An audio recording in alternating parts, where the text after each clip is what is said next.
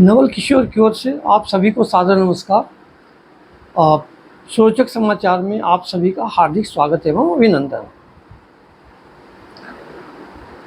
British शासन से भारत को मुक्त हुए 78 वर्ष हो गए। आज 15 अगस्त है। मेरी ओर से भी आप सभी को बहुत बहुत हार्दिक शुभकामनाएं। स्वतंत्रता दिवस की प्रथा को नमन और वंदन। इसे अंग्रेजों से मुक्ति दिवस कहना भी शायद बेहतर होगा, युक्ति संगत होगा। परंतु क्या हम 15 अगस्त 1947 को सचमुच स्वतंत्र हो पाए? क्या भारत स्वतंत्र हो पाया? क्या सनातन संस्कृति स्वतंत्र हो पाई? क्या भारत की आम जनता स्वतंत्र हो पाई? क्या हम सत्ता परिवर्तन को ही स्वतंत्रता प्राप्ति नहीं कह रहे? क्या हम यह नहीं मानते कि 15 अगस्त 1947 को एक विदेशी शासक वर्ग के स्थान पर एक नया तथाकथित भारतीय शासक वर्ग भारत और भारतीयों का मानमर्दन करने के लिए, उन्हें सताने दबाने, उन पर दमन और अत्याचार करने के लिए और उन्हें गुलाम बनाए रखने के लिए आधम का? ऐसे तमाम प्रश्नों पर ईमानदारी और गंभीरता से मनन करने की सख्त ज़रूरत है, आवश्यकता है।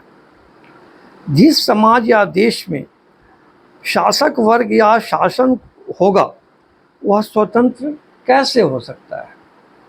ऐसे देश का या समाज का नागरिक स्वतंत्र कैसे माना जा सकता है? हजारों साल तक हम राजाओं और उनके गिरोहों के गुलाम बने रहे।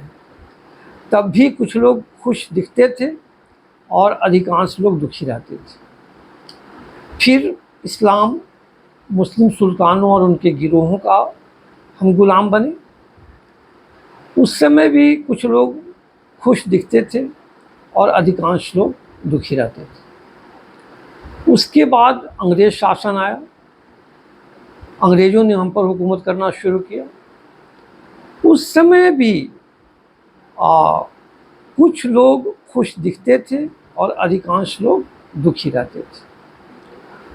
15 अगस्त 1947 को अंग्रेजी हुकूमत ख़त्म हुई, अंग्रेज चले गए और उनकी जगह पर तथाकथित नया भारतीय शासक वर्ग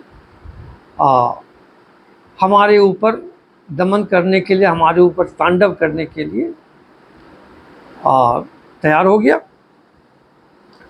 तो यह जो शासक वर्ग था ये माँ भारती और आम भारतीयों का दमन करने आया, हम उसके भी गुलाम हो गए। इस शासक वर्ग, इस शासन में भी जिसको हम भारतीय शासन कहते हैं, आज़ादी का शासन कहते हैं, इसमें भी कुछ लोग खुश दिखते हैं और अधिकांश लोग दुखी रहते हैं। जो दुखी हैं उन्हें भी शासक वर्ग के निर्देशों और आदेशों के अनुसार ही जीना पड़ता है। कहने को तो भारत में संविधान और कानून का शासन है, लेकिन इस संविधान और कानून को जो स्वार्थी, लोभी, महत्वाकांक्षी, अहमवादी, अहंकारी, गुंडा, बदमाश, बेईमान, चोर, डकैत, लुटेरे, लोफर, लफंगे, डाकू, इस तरह के लोगों ने इस संविधान और कानून पर कब्जा कर लिया है, उसको अपने ढंग से ये व्याख्यायित करते हैं और अपने पक्ष में रखते हैं और अपनी मनमर्जी चलाते हैं। अब तो गुलामी ही हमारी नियति, प्रकृति और आदत बन गई है। इसीलिए तो हर वर्ष गुलाम रहते हुए भी हम बड़ी धूमधाम से स्वतंत्रता दिवस मनाते हैं। न मनाएं तो कोई गुलाम नागरिक ही हमें देशद्रोही करार कर देगा। गुलामी में रहते हुए भी स्वतंत्रता दिवस के दिन जश्न मनाने और खुश दिखने को हम मजबूर हैं, बाध्य हैं। हम गुलाम कैसे हैं? यह प्रश्न उनके दिमाग में जरूर उठेगा जिन्हें न गुलामी की समझ है और न स्वतंत्रता की। उनको लगता है सब कुछ सामान्य ही तो है, ऐसा ही तो होता है, क्योंकि ऐसा ही होता आया है। हम उन्हीं सज्जनों के लिए जिनके मन में ये प्रश्न उठ सकते हैं, बात को आगे बढ़ाते हैं और कोशिश करते हैं कि उनको हम अपने तर्कों से संतुष्ट कर सकें। हम अभी भी असंख्य गुलामियों के शिकंजे में हैं। उनमें से सभी का उल्लेख करना तो असंभव है, 4, 5, 10 घंटे में भी शायद ना हो पाए। हमारा छोटा सा वीडियो है 10-12 मिनट का, इसी में सारी बातें कहनी होती हैं, तो उनमें से कुछ का उल्लेख हम कर सकते हैं। जैसे कि आज भी भारत में बहुत सारे लोग नौकर बनने को विवश हैं, बल्कि विवश किए गए हैं। बड़ी बड़ी कंपनियों के मालिकों से लेकर छोटी व्यापारिक इकाइयों तक के मालिकों और दुकानदारों ने भी नौकर रखे हुए हैं। घरों में काम करने वाले नौकरों की तो कोई गिनती ही नहीं है।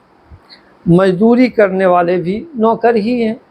रोड पर जो लोग खोमचे, रेहड़ी, पटरी ये लगा करके अपने परिवार को पालते हैं, किसी तरह जीवन चलाने की कोशिश करते हैं, वे भी नौकर की तरह ही हैं। आश्चर्य तब होता है जब IIT और IIM जैसे उच्च शिक्षा संस्थानों से पढ़े लिखे लोग भी नौकर ही बनते हैं, नौकर ही बनना चाहते हैं। जो नौकर नहीं बन पाते हैं वे अपने भाग्य को कोसते रहते हैं कि अरे मैं तो नौकर नहीं बन पाया, मुझे नौकरी नहीं मिल पाई। नेताओं ने भी बहुतों को नौकर रखा हुआ है, या उच्च पदस्थ पर जो बैठे लोग हैं, जैसे कि जो जजेज हैं, जो वकील हैं, बड़े बड़े ब्यूरोक्रेट्स हैं, इन सब के घर में भी नौकर लगे हुए हैं। जिनके पास धन है उन्होंने भी नौकर रखा हुआ है। जो जीविकोपार्जन कर पा रहे हैं, सच्चाई, ईमानदारी और मेहनत से जी पा रहे हैं, सिर्फ वही हैं जो नौकर नहीं रख रहे हैं, नहीं रख पा रहे हैं, और रखना भी नहीं चाहिए।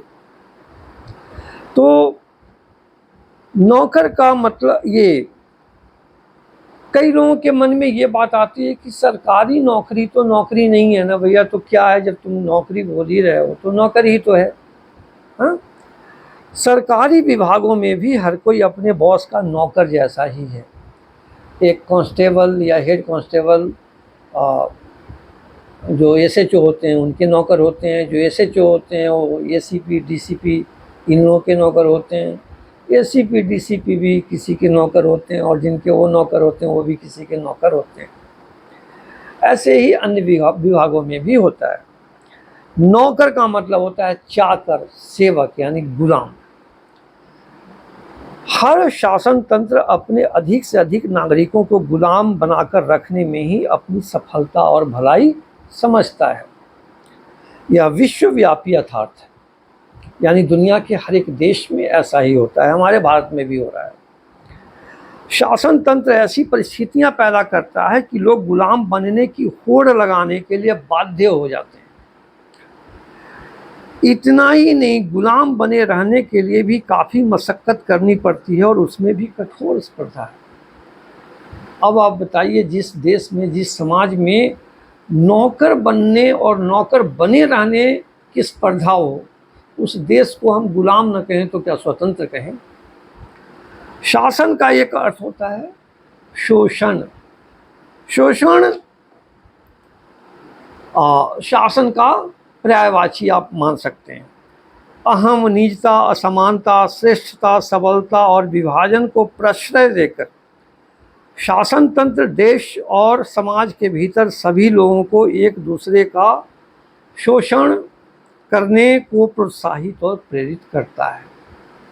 इससे सभी लोग शासन व्यवस्था के गुलाम बने रहते हैं, एक दूसरे के भी गुलाम बने रहते हैं, भले ही वे शोषक हों या शोषित हों। हालांकि शोषक वर्ग यह सोचकर खुश रहता है कि शोषण नामक युद्ध का वह विजेता है। शोषण नामक युद्ध के कारण उत्पन्न भिन्न भिन्न प्रकार के अपराध, जिनमें हत्या, दुष्कर्म, बर्बरता, चोरी, डकैती, लूटपाट, छीन झपट, झपटमारी, हकमारी, ये सब शामिल है। कई तरह के रोग, हादसे, अकाल मृत्यु, हिंसा, ईर्ष्या, द्वेष, दुश्मनी, असुरक्षा, अन्याय, अत्याचार, क्रूरता, कुटिलता, भूखमरी आदि के शिकंजे में फंसे रहते हैं और गुलाम बने रहते हैं। शासन द्वारा पोषित अहम, स्वार्थ, लोभ, अहंकार, महत्वाकांक्षा, धनासक्ति यानी धन के प्रति बहुत लगाव, कामुकता जैसे विकारों ने भी हमें गुलाम बनाकर रखा हुआ है। शासन ने हमारे मनोमस्तिष्क में कुछ पाने का लोभ और कुछ खोने का डर भी बहुत कठोरता से स्थापित कर रखा है, बहुत दृढ़ता से स्थापित कर रखा है, और हम गुलामी को ही अहोभाग्य मानने लगे हैं। पूरी दुनिया में भारत ही एकमात्र ऐसा देश है जहां व्यक्ति पूजा या व्यक्ति निष्ठा नामक गुलामी अभी भी कायम है। मोदी, योगी, राहुल गांधी, लालू यादव, अखिलेश यादव, ममता बनर्जी, स्टालिन, ओवैसी, मायावती समेत अनेक बड़े छोटे नेताओं के अंधभक्तों यानी गुलामों की भारी फौज खड़ी दिखती है। चाटुकार और चापलूस भी तो नौकर ही होते हैं ना, गुलाम ही होते हैं ना, उनको हम स्वतंत्र कैसे कहें। सबल, समर्थ, श्रेष्ठ, धनवान जन, जो लोग सबल हैं, श्रेष्ठ हैं, धनवान हैं और समर्थ हैं, वे निर्बल, असमर्थ, तुच्छहीन, निर्धन जनों को अपने गुलाम ही समझते हैं और उनके साथ गुलाम जैसा ही व्यवहार करते हैं। यहाँ तक कि उनकी बहन बेटियों की इज्जत, गरिमा, असमत, आबरू पर हाथ डालने में भी उन्हें अपना गौरव महसूस होता है और निर्बल, निर्धन, असमर्थ शासित लोग जो होते हैं उनकी बहन बेटियों को समाज का उच्च वर्ग, धनवान वर्ग, श्रेष्ठ वर्ग, सबल वर्ग किस ढंग से देखता है, किस दृष्टि से देखता है, यह किसी से छुपा हुआ नहीं है और ऐसी दृष्टि के हम सभी गुलाम बने हुए हैं। इनको जो लोग सपोर्ट करते हैं वो भी एक तरह से मानसिक रूप से गुलाम ही हैं। अंधविश्वास, अशिक्षा, अज्ञानता, रूढ़िवादिता, तर्कहीनता, जातिवाद, क्षेत्रवाद, भाषावाद, उपसंस्कृतिवाद, परिवारवाद, वैचारिक संकीर्णता, असहिष्णुता, मजहबी कट्टरता, गंदे व्यसन, लोलुपता, पाशविकता आदि के भी गुलाम तो हम बने ही हुए हैं। पाशविकता इसलिए कहा कि बहुत सारे लोग ऐसे हैं जिनमें पशु प्रवृत्ति हावी है, प्रबल है। देश और समाज पर गुंडों, बदमाशों, चोरों, डकैतों, लुटेरों, झपटमारों, बेईमानों, दगाबाजों, धनवानों, चरित्रहीनों का ही नियंत्रण है। फिर हम स्वतंत्र कैसे? जो देश आर्थिक असमानता के आधार के कारण अनेक अनेक वर्गों में बटा हो, वह स्वतंत्र कैसे? जिस समाज में मुट्ठी भर लोग अधिकांश संसाधनों पर कब्जा कर चरम सुख विलास में डूबे हुए हों, उसके नशे में हों और बाकी लोगों की न्यूनतम मूलभूत आवश्यकताओं की पूर्ति न होने दी जाए, वह समाज स्वतंत्र कैसे है?